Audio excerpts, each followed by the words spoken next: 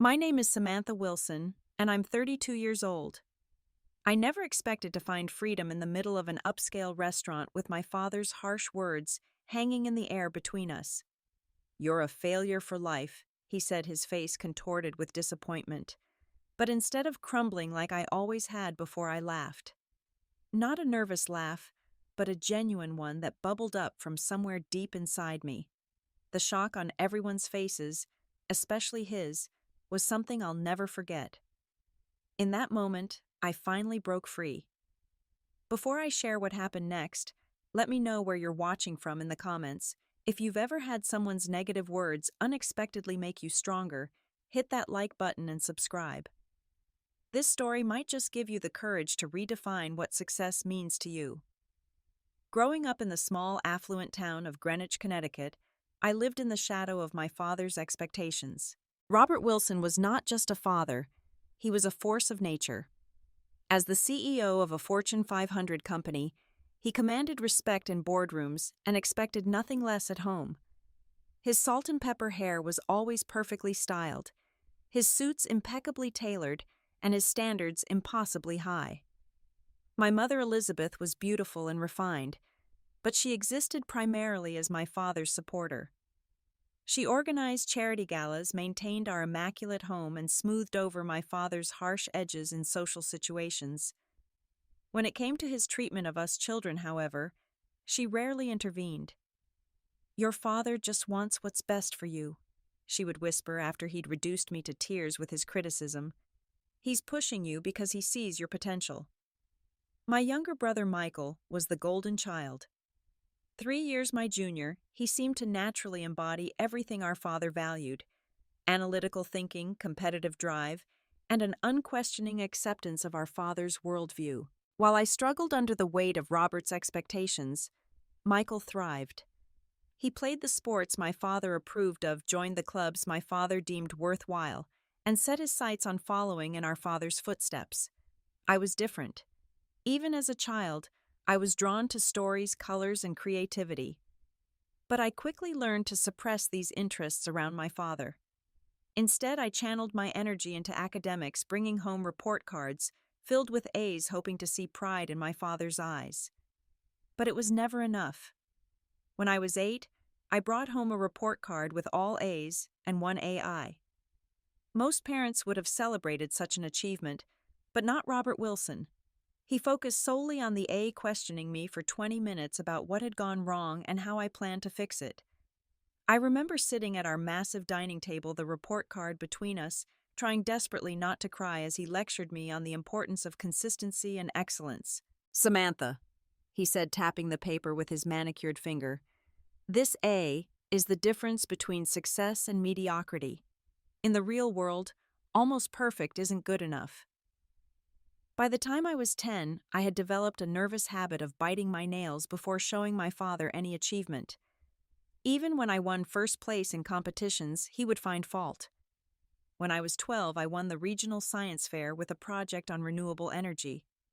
Instead of congratulation, my father pointed out that my presentation board had been slightly crooked and that I had stumbled over one word during my explanation to the judges. "Details matter, Samantha," he said on the drive home, while my blue ribbon sat forgotten on the seat between us. The difference between good and great is attention to detail. My mother would try to compensate later, bringing me ice cream or helping me hang my awards in my bedroom. But the damage was done. Each criticism chipped away at my confidence, reinforcing the belief that I would never measure up to my father's standards. My 16th birthday was particularly painful. I had just been accepted into the school's prestigious honors program, something only a handful of students achieved. My father took the family to dinner at an expensive restaurant, and for a brief moment I thought he might actually be proud of me. But halfway through the meal, he steered the conversation to my college prospects. "The honors program is fine, Samantha, but it's not going to get you into Harvard or Yale," he said, cutting into his steak with precision. "Michael's already on track with his extracurriculars, and he's 3 years behind you." I remember staring at my plate, the food turning tasteless in my mouth, as Michael shifted uncomfortably beside me. Even he seemed embarrassed by the comparison. I'm thinking of applying to some schools with strong writing programs. I ventured, immediately regretting the words. My father's fork paused midway to his mouth. Writing, that's a hobby, Samantha, not a career path. You need to be strategic about your future. The rest of the dinner passed in a blur of unshed tears and forced smiles. That night I cried myself to sleep, wondering why I couldn't just be the daughter he wanted. By my senior year of high school, I had developed severe anxiety. I was a perfectionist who was paradoxically convinced that perfection was unattainable. I edited my essays until the words blurred before my eyes. I stayed up studying until exhaustion forced me to sleep. I lost weight, developed migraines, and withdrew from friends who couldn't understand the pressure I lived under. All the while, the voice in my head grew louder. You'll never be good enough. You'll never be good enough. You'll never be good enough. And the worst part was that voice sounded exactly like my father. When college acceptance letters began arriving during my senior year, I was faced with a decision that would alter the course of my life. I had been accepted to several prestigious universities, including my father's alma mater, Princeton, where he expected me to study business or economics. Princeton will set you up for life, my father declared at dinner, raising a glass in a rare moment of apparent pride. The connections you'll make there will open doors in the business world that would otherwise remain closed. What he didn't know was that I had also applied to Northwestern University, renowned for its writing program. While Princeton had been my father's dream for me, Northwestern represented my own secret aspirations. When the thick acceptance package arrived from Northwestern, including a partial scholarship, I hid it in my desk drawer, afraid to even mention it at home. For weeks I agonized over the decision. Princeton would mean my father's approval, financial support, and a clear path forward. Northwestern would mean following my passion, but risking his anger and disappointment. The night I finally gathered my courage to tell him, we were sitting in his study, a room designed to intimidate with its dark wood paneling, leather-bound books, and the large desk behind which he sat like a judge. My mother hovered near the doorway, sensing the tension. I've decided to attend Northwestern. I said, my voice steadier than I felt. They have an excellent writing program, and I received a scholarship. The silence that followed was deafening. My father's expression shifted from confusion to disbelief to cold anger. You applied without discussing it with me, he asked, his voice dangerously quiet. I knew you wouldn't approve, I admitted. Damn right I don't approve, he snapped, standing suddenly. You're throwing away a Princeton education for some creative writing courses. This is exactly the kind of impulsive, emotionally driven decision-making that will hold you back in life. Robert, my mother interjected softly, Northwestern is a good school. Stay out of this, Elizabeth, he said without looking at her. To me, he delivered his ultimatum.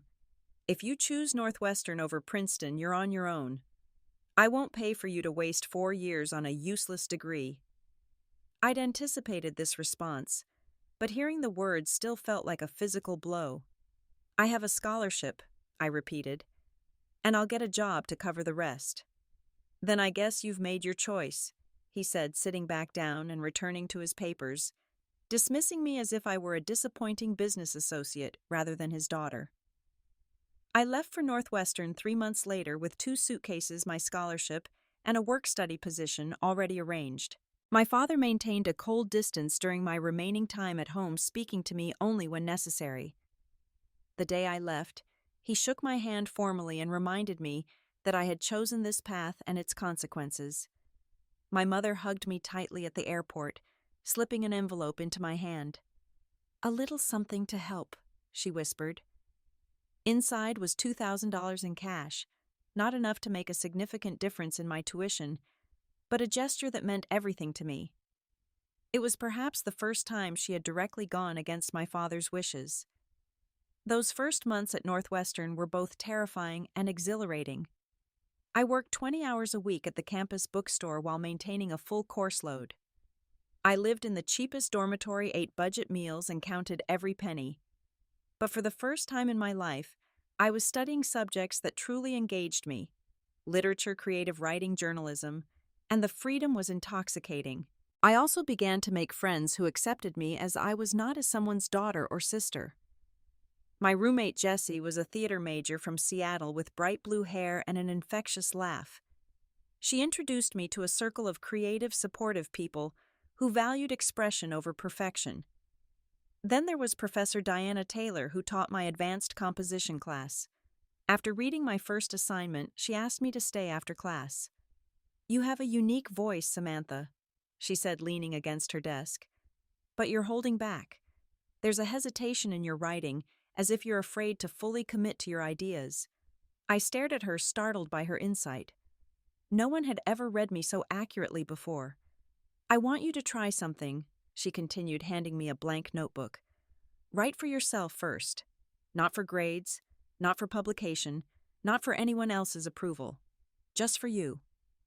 That notebook became my lifeline. In its pages, I gradually began to unravel the tangled knot of my father's expectations and my own desires. Professor Taylor became the mentor I had always needed, encouraging my talent while challenging me to dig deeper, to be braver on the page. My contact with my family during those years was minimal. I called my mother weekly, brief conversations that carefully avoided any mention of my courses or my father's continuing disapproval. I came home for major holidays, enduring tense meals where my father would interrogate me about my grades while dismissing the subjects I was studying. "And what exactly does one do with a degree in creative writing?" he would ask, not expecting a real answer. "Besides barista work, that is." Michael, now at Princeton as expected, would shoot me sympathetic glances across the table, but never openly defied our father. By my senior year, I had found my stride. I was excelling academically, had published several pieces in literary journals, and had been selected for a prestigious internship at a publishing house in New York for the summer after graduation. I had also started dating James, a film studies major, who dreamed of documentary filmmaking. He was kind, supportive, and understood the complicated relationship I had with my family. When graduation day arrived, I was surprised to see my entire family in attendance, my father in an expensive suit looking impatient, my mother elegant and teary-eyed, and Michael, who gave me a genuine hug of congratulation. "I'm proud of you, Sam," he whispered. "You did it your way." After the ceremony, my father examined my diploma as if assessing its market value. "Well," he said finally, "I suppose you should be commended for your persistence, if nothing else, though a more practical degree would have served you better." It wasn't exactly a warm endorsement, but coming from Robert Wilson, it was almost praise. I accepted it with a nod, beyond the point of expecting more. I had graduated with honors, had a job lined up in New York, and was beginning to believe in my own path. My father's approval, while still a tender spot in my heart, was no longer the central focus of my existence. As we parted ways in the parking lot, my father shook my hand again, this time adding, "Good luck in New York. You're going to need it in that industry." I smiled tightly, already planning my escape to the city where I hoped to finally build a life entirely of my own choosing. New York City in August was a sweltering, chaotic baptism into adult life. I arrived with my 2 suitcases, a laptop, and an entry-level position as an editorial assistant at Horizon Publishing, a small but respected independent press. My starting salary barely covered my portion of the rent for the tiny Brooklyn apartment I shared with 3 strangers found through a university alumni board. The apartment was a 4th-floor walk-up with questionable plumbing and a persistent smell of the Indian restaurant below.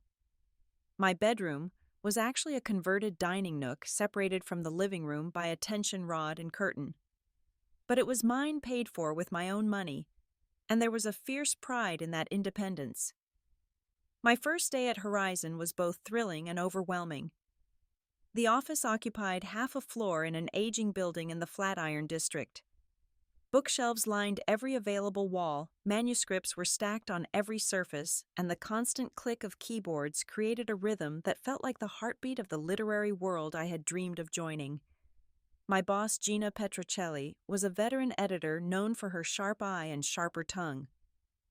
"Publishing isn't glamorous," she warned me on my first day. "It's endless reading, coffee runs, and fighting for books you believe in. If you're here for anything else, there's the door." I assured her I was there for exactly that, and threw myself into the work. My days were filled with slush pile reading, copy editing, fact checking, and administrative tasks. I stayed late, volunteered for additional projects, and absorbed everything I could about the industry. The work was demanding, but the real challenge was financial. New York was exponentially more expensive than I had anticipated, even with my careful budgeting. My student loans came due, eating a significant portion of my already modest paycheck. There were weeks when dinner was ramen noodles for 5 nights straight, when I walked 40 blocks to save subway fare, when I turned down invitations from coworkers, because I couldn't afford even happy hour prices. During one particularly tight month, my mother called to check in. "How are you doing, sweetheart?" "Really doing?" she asked. I almost broke down, then almost admitted how hard it was. But I could imagine my father in the background, ready with his "I told you so." Instead, I assured her I was fine, just busy with exciting projects. A week later, a care package arrived from her: homemade cookies, a few grocery store gift cards, and a warm sweater for the approaching winter. There was also a card that simply read, "I'm proud of you." It was the lifeline I needed to keep going. My father's communication was less supportive. Our infrequent phone calls inevitably included reminders of what could have been. "Johnson's son just made junior partner at Goldman Sachs," he would mention casually. "He started in their analyst program right after Princeton." Or, "If you had followed the path I suggested, you could be making 6 figures by now, instead of fetching coffee for people who will never pay you what you're worth." Each call left me feeling hollowed out, questioning my choices despite my love for the work I was doing. It didn't help that my career wasn't progressing as quickly as I'd hoped. After a year at Horizon, I was passed over for a promotion in favor of someone with connections in the industry. The manuscripts I championed were frequently rejected in acquisition meetings. My own writing, squeezed into late-night hours after long workdays, was accumulating rejection slips from literary magazines. The one bright spot was my relationship with James, who had also moved to New York to pursue his filmmaking dreams. He was working as a production assistant on commercial shoots while developing his documentary ideas on the side. His unwavering belief in both his path and mine was a constant source of strength. "Your father is measuring success with the wrong yardstick," he told me one night as we sat on my building's rooftop, sharing a cheap bottle of wine and the sunset over the Manhattan skyline. "Not everyone wants the corner office and the country club membership." "Sometimes I wonder if he's right, though," I admitted. "Maybe I am being impractical. Maybe this is all just a detour before I have to face reality." James shook his head. "The reality is that you light up when you talk about books. You stay up until 2 in the morning writing stories that matter to you. That's not impractical. That's knowing who you are." In my 3rd year in New York, I started a book blog as a creative outlet. Between the lines was nothing fancy, just my thoughts on current reads, interviews with debut authors when I could get them, and occasional essays on literary topics. To my surprise, it slowly began to attract a following. Writers and readers engaged with my posts, creating a community that valued the very things my father dismissed as impractical. I also began writing my own novel in earnest, a coming-of-age story about a young woman finding her voice in a family that couldn't hear it. The parallels to my own life were obvious, but the fiction format allowed me to explore truths I wasn't yet ready to face directly. Then came the setbacks that nearly broke me. First, a small press expressed interest in my manuscript, only to withdraw their offer when they faced budget cuts. Then Horizon Publishing was acquired by a larger company, resulting in a round of layoffs that included my position. Within a month, I was unemployed in one of the most expensive cities in the world, with a manuscript no one wanted and a resume full of experience in a shrinking industry. When my father called and heard the news, his response was predictable. "This is exactly what happens in fields without stability," he said, his voice a mixture of concern and vindication. "You know, I could make a call, get you an interview at Anderson Consulting. They always need smart people, and they wouldn't care about your unconventional degree." The offer was tempting in my moment of vulnerability. A steady paycheck, health insurance, the approval I had sought for so long. but the thought of sitting in a corporate office working on projects that held no meaning for me made my chest tighten with panic. "I appreciate the offer, Dad, but I need to figure this out my own way," I said finally. His sigh carried the weight of years of disappointment. "Samantha, at some point you need to accept that your experiment has failed. There's no shame in admitting you were wrong and changing course." After I hung up, I cried for hours, not just for my job loss, but for the realization that I might never be the daughter my father wanted. But when the tears dried, something had shifted inside me. I was tired of measuring my worth through his eyes. If I was going to fail, I would fail on my own terms, pursuing what I believed in. With my savings dwindling, I took on freelance editing work and a weekend job at a bookstore. I sublet my curtained nook and moved onto James's couch temporarily. And I began to research self-publishing options for my novel, determined that it would find its readers even if traditional publishing doors remained closed. It was the lowest point of my professional life, but strangely also the moment when I began to truly believe in myself. Because when you've hit bottom and your worst fears have been realized, and you're still standing, there's a certain freedom in that. The day I decided to self-publish my novel Echoes of Silence was the day I stopped waiting for external validation. With my limited savings, I hired a freelance editor who had been laid off in the same restructuring as me, worked with a former design intern from Horizon for the cover, and learned everything I could about digital publishing platforms. When I uploaded the final version, I felt none of the glamour I had once associated with becoming a published author. There was no champagne toast, no launch party, no stack of hardcovers to sign. Just me alone in James' apartment, now our apartment as the temporary arrangement had become permanent, watching a progress bar on my laptop screen. "It's done," I said when the upload completed. James, who had been pretending not to hover, came to look over my shoulder. "Congratulations, author," he said, kissing the top of my head. "I'm taking you out to celebrate." Our celebration was modest, happy hour drinks at the bar where we had our first date, but it felt significant. I had created something and put it into the world, regardless of whether it succeeded by conventional measures. For the first few weeks, sales were minimal. Friends, former colleagues, blog followers. I arranged a few readings at independent bookstores, sent copies to reviewers who specialized in independent fiction, and continued promoting the book on my blog. Slowly, steadily, word began to spread. Then came the turning point. A popular booktuber with a substantial following featured Echoes of Silence in a video about overlooked debut novels. "This book gutted me," she said, holding up her copy, which was festooned with sticky notes. "It's about family and expectations and finding your voice, and I haven't been able to stop thinking about it." The video went viral within the online book community. My sales jumped overnight. Readers began posting their own reviews, many describing how the story reflected their own struggles with family expectations.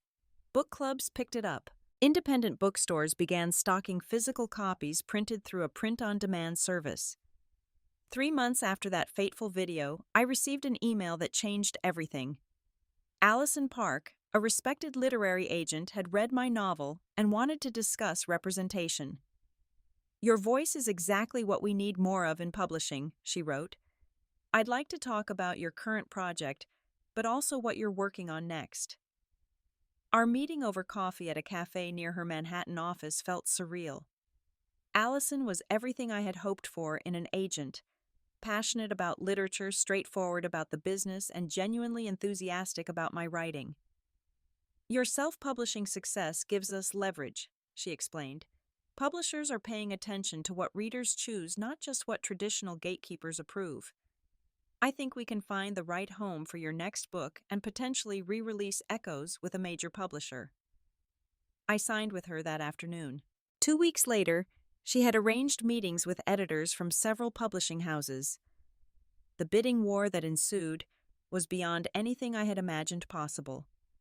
In the end, I signed a 2-book deal with one of the most prestigious literary imprints in New York with an advance substantial enough to provide financial security for the first time in my adult life. The news made industry publications. Former colleagues reached out with congratulations.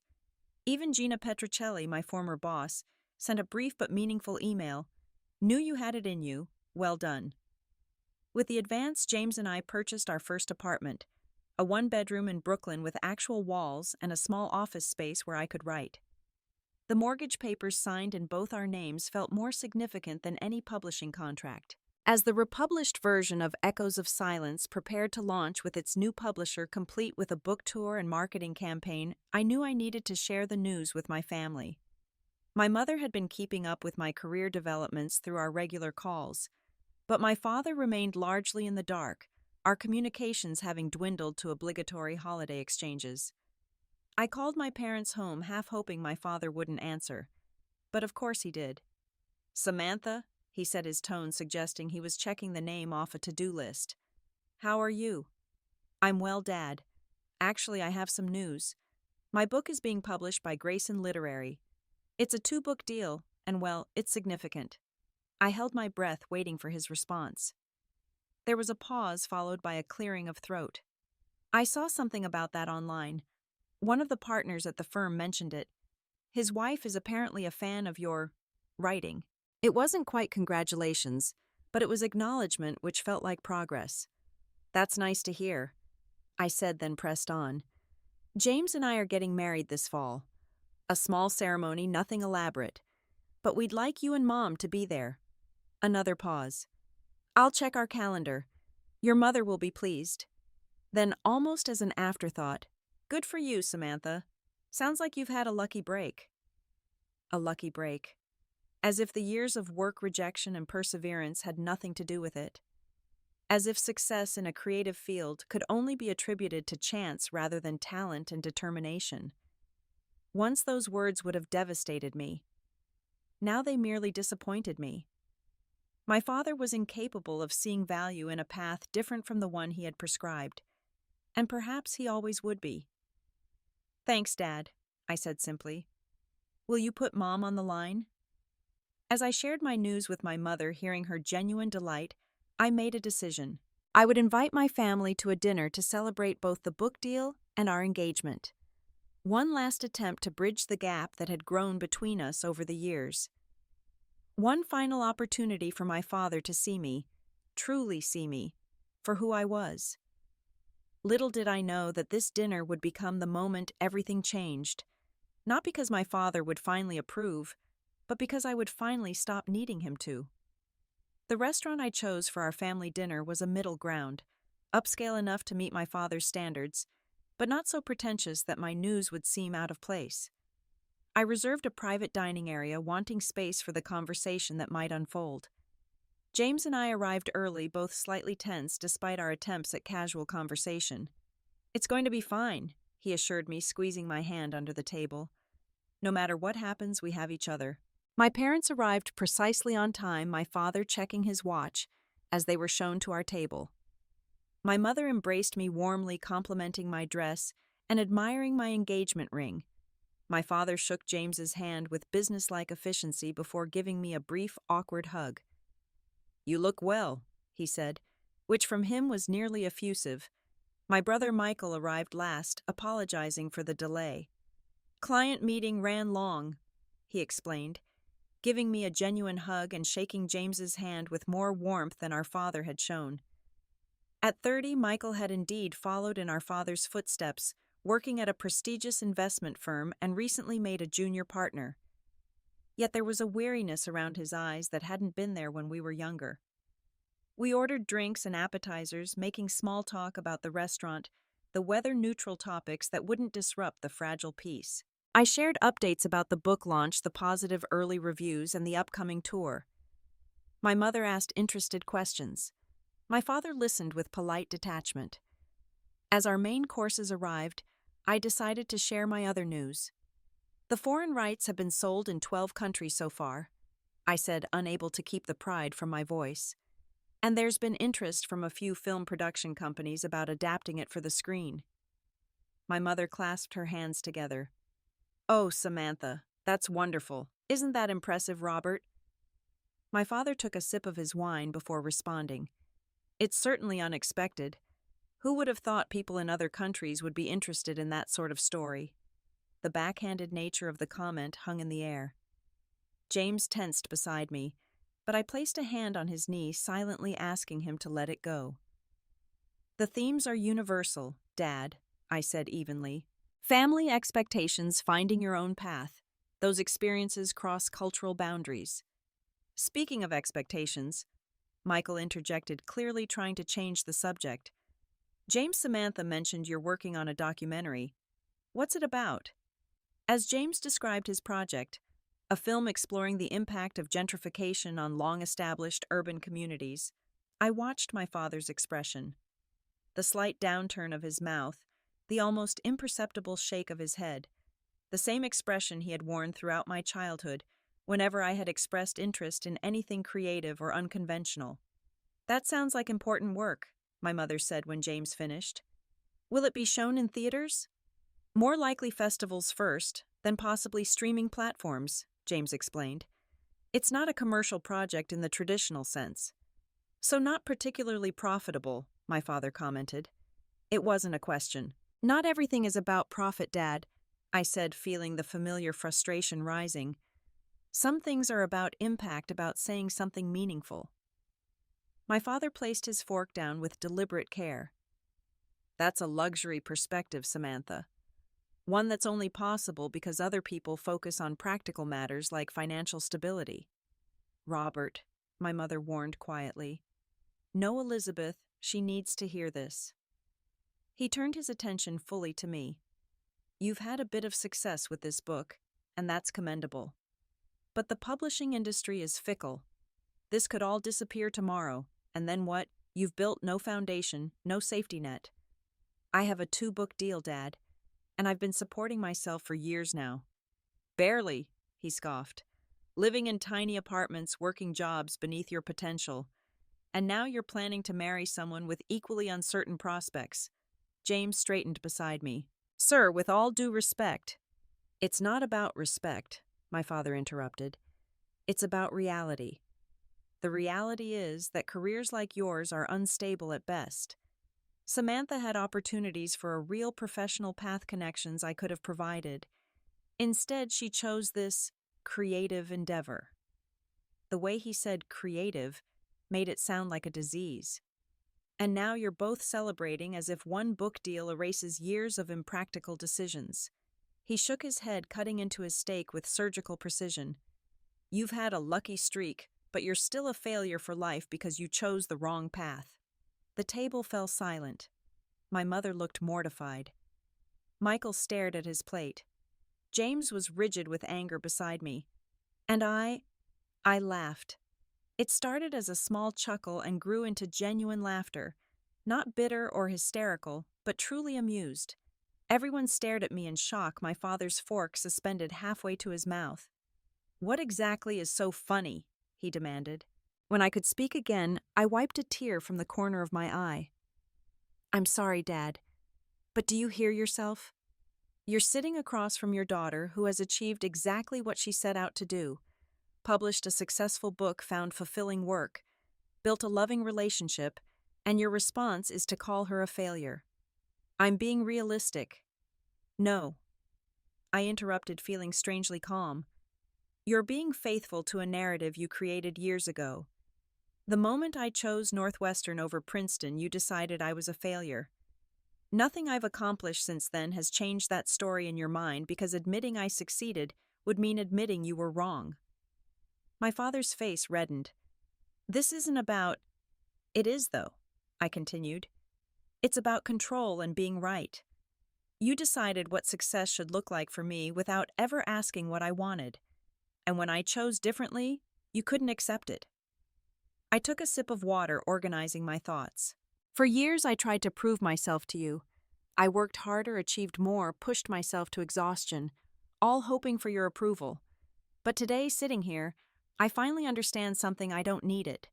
I don't need you to validate my choices to know they were right for me. The silence that followed was profound.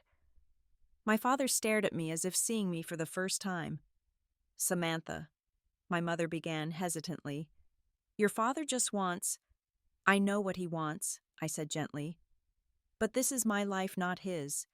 And by every measure that matters to me, it's a good one. I love my work. I'm proud of my book. I'm going to marry a man who supports my dreams as much as I support his. If that's failure in your eyes, Dad, then I'm happy to be a failure. My father pushed his chair back abruptly.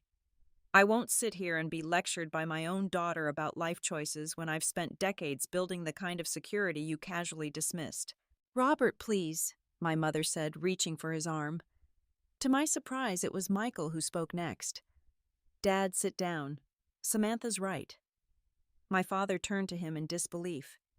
Excuse me. Michael met his gaze steadily. She's right. You've been harder on her than anyone, moving the goalposts every time she succeeded on her own terms. And if we're being honest, I've envied her courage for years. You've what? My father asked incredulously. Envied her, Michael repeated.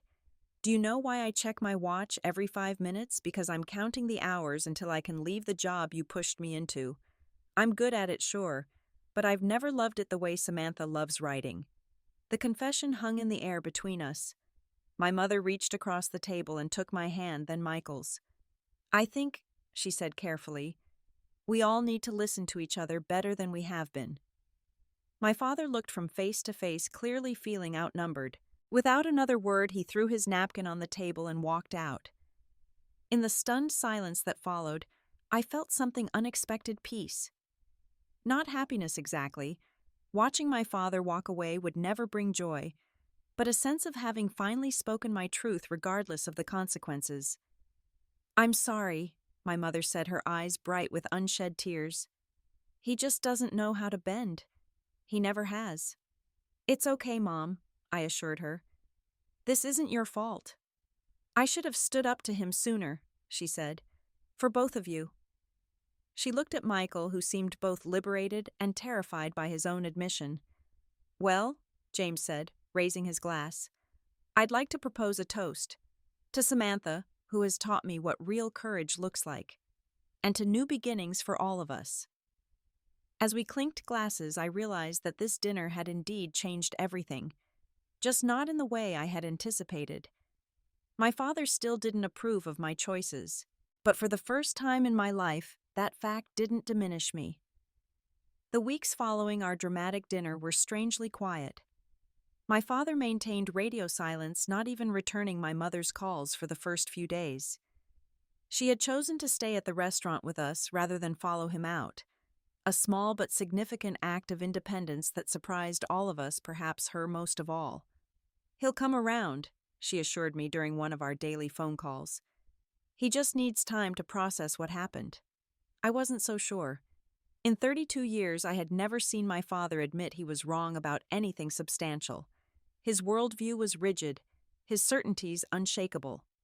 Still, I found myself hoping she was right, not because I needed his approval anymore, but because I wanted a relationship with him, a real one based on who we actually were rather than who he thought we should be. Meanwhile, life continued its forward momentum. My publisher finalized the marketing campaign for the re-release of Echoes of Silence. I began work on my second novel now, with the luxury of writing being my full-time job. James and I planned our small autumn wedding, deciding on a ceremony in the Brooklyn Botanic Garden, with just our closest friends and family. 3 weeks after the restaurant confrontation, I received an unexpected invitation. My alma mater, Northwestern University, wanted me to speak to their creative writing students about my journey from graduate to published author. It was a full-circle moment that filled me with both pride and nostalgia. Standing at the podium in the same auditorium where I had once sat as a student, I looked out at the eager faces before me, young writers at the beginning of their journeys full of both ambition and uncertainty. I told them about my path. The false starts and rejections, the moment I decided to take control of my career through self-publishing, and the unexpected opportunities that followed. The most important lesson I've learned, I concluded, is that success isn't a straight line. It's not a checklist or a specific career trajectory. It's about defining your own values and living in alignment with them even when that's difficult, especially when that's difficult. During the Q&A that followed, a young woman in the back row raised her hand. How did you keep believing in yourself when others didn't? She asked, her voice betraying that the question came from personal experience. I considered my answer carefully. I didn't always believe in myself, I admitted. There were days, weeks, even years when I questioned everything. But I discovered that you don't need constant confidence to keep going. You just need to take the next step, write the next page, make the next choice that feels true to you.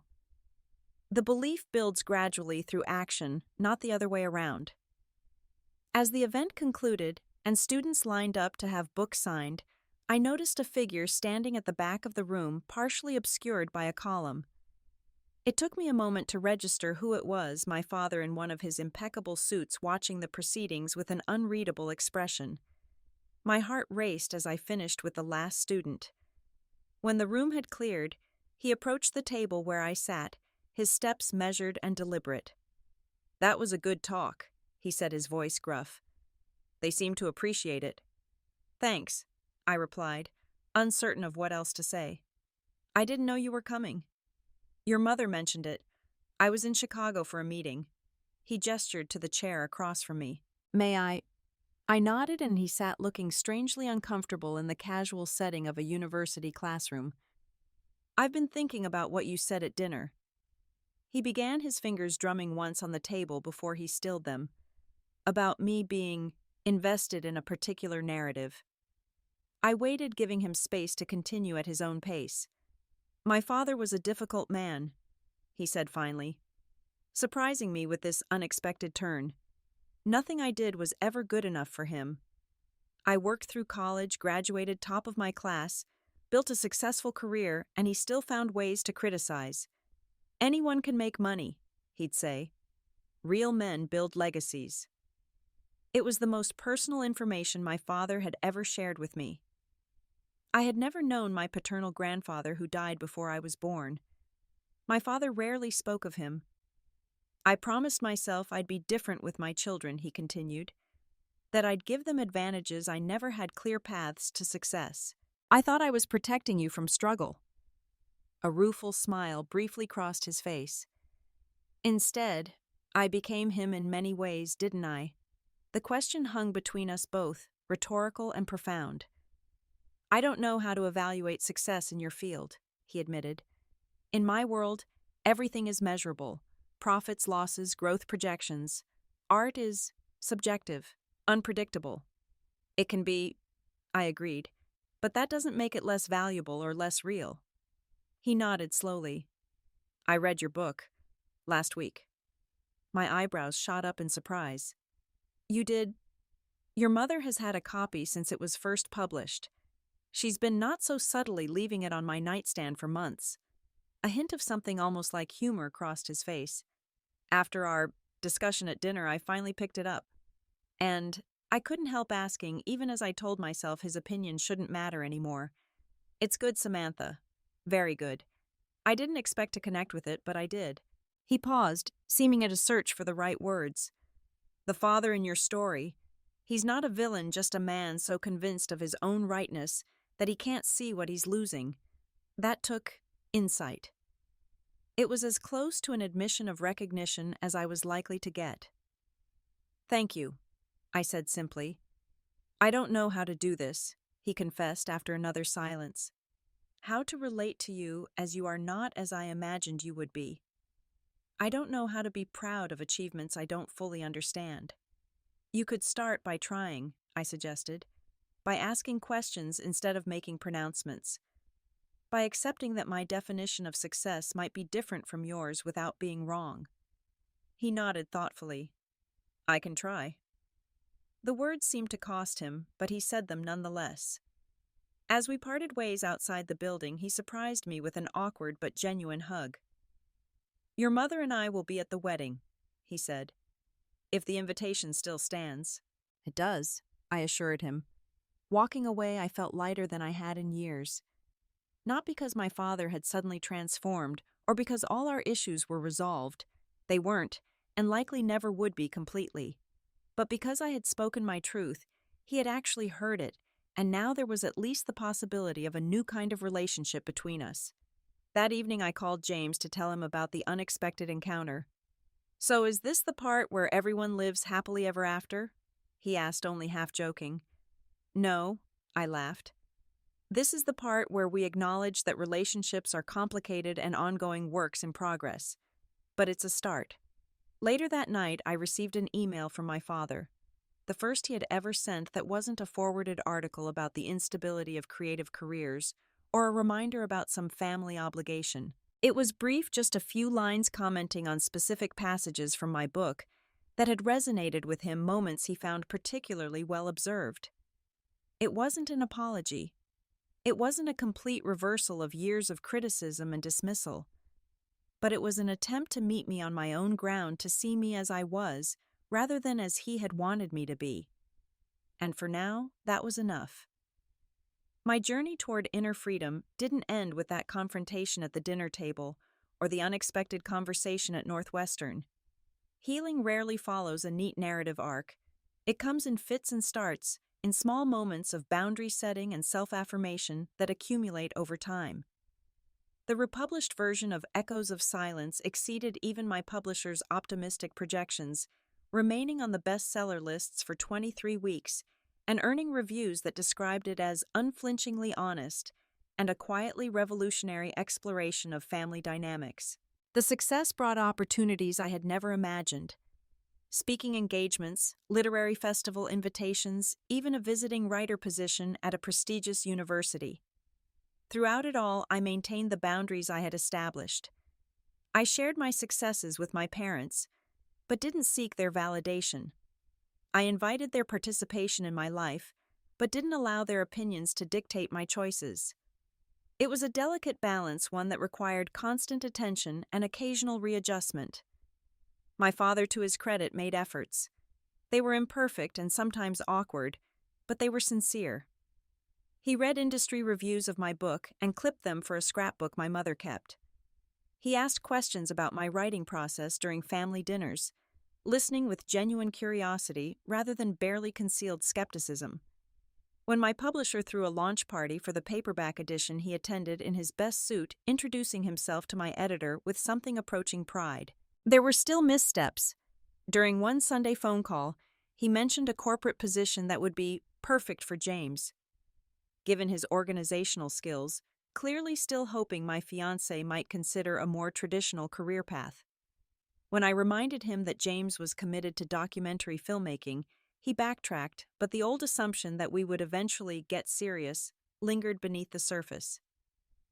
James and I were married that October in the Brooklyn Botanic Garden, surrounded by the blazing colors of fall foliage. It was everything we had wanted. Intimate, meaningful, a celebration of the life we had built together despite doubts and obstacles. My mother cried during the ceremony. My father maintained his composure, but surprised me by requesting a father-daughter dance at the reception, something I had deliberately omitted from the program, assuming he would find it too sentimental. As we moved somewhat stiffly around the small dance floor, he cleared his throat. "I want to say something, and I'd appreciate if you would just listen until I'm finished." I nodded, curious. "I've been wrong," he said, the words clearly difficult for him. "Not about everything, but about important things. About you. About what constitutes a successful life." He looked past me, focusing on some middle distance as he continued. "When I was your age, I measured success by my bank account, my title, the recognition I received in my field. I thought that was the only legitimate way to evaluate a life." The music continued around us, but I barely heard it, so focused was I on this unprecedented admission. "Watching you these past months, seeing how you've built a life on your own terms, how you've created work that means something to people, how you and James support each other. It's made me question some of my assumptions." His eyes finally met mine.